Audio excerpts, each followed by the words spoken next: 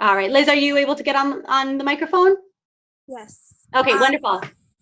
So the person that was annotating this, Yes. at the end it was saying they showed their unselfish love for each other by sacrificing. That really struck me because it's true on how he was portraying the story.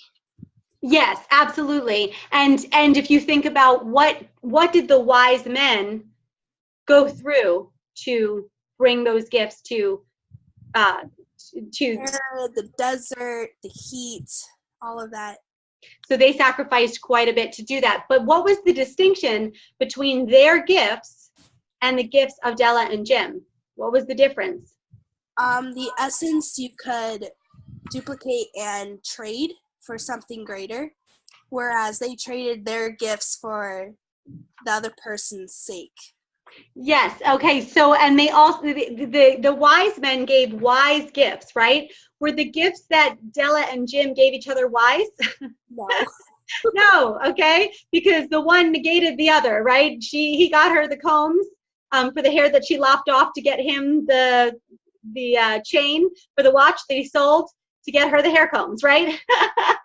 So this wonderful irony happens here.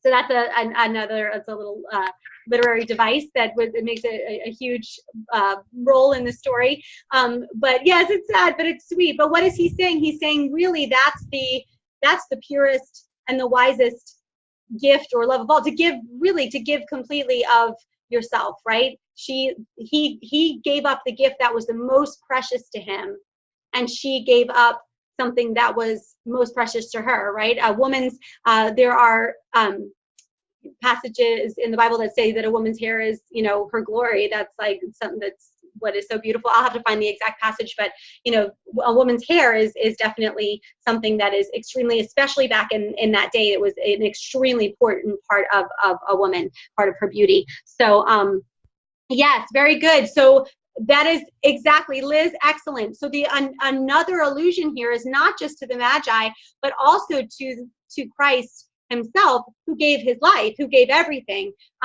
So the Magi coming in and bearing these gifts, and that's why we give gifts at Christmas time and everything. Really, the gift that was given at Christmas was we were given Christ, who would then come to redeem the world of sin. So that, and by his complete sacrifice of his life. So you're seeing all of these allusions sort of layering on top of each other, and that's what makes it so brilliant. That's one of the many ways that makes it really, really, really brilliant.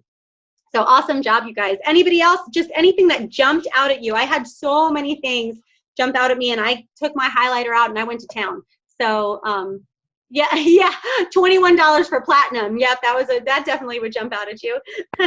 Say one last thing was like, it felt, and like after reading it and then reading when they exchanged gifts, it was sort of anticlimactic to me, because like, here I sacrificed something so valuable for you, and then I give you something that's really actually impractical. Well, useless at this point, right? But Yes, and isn't that really the point, though?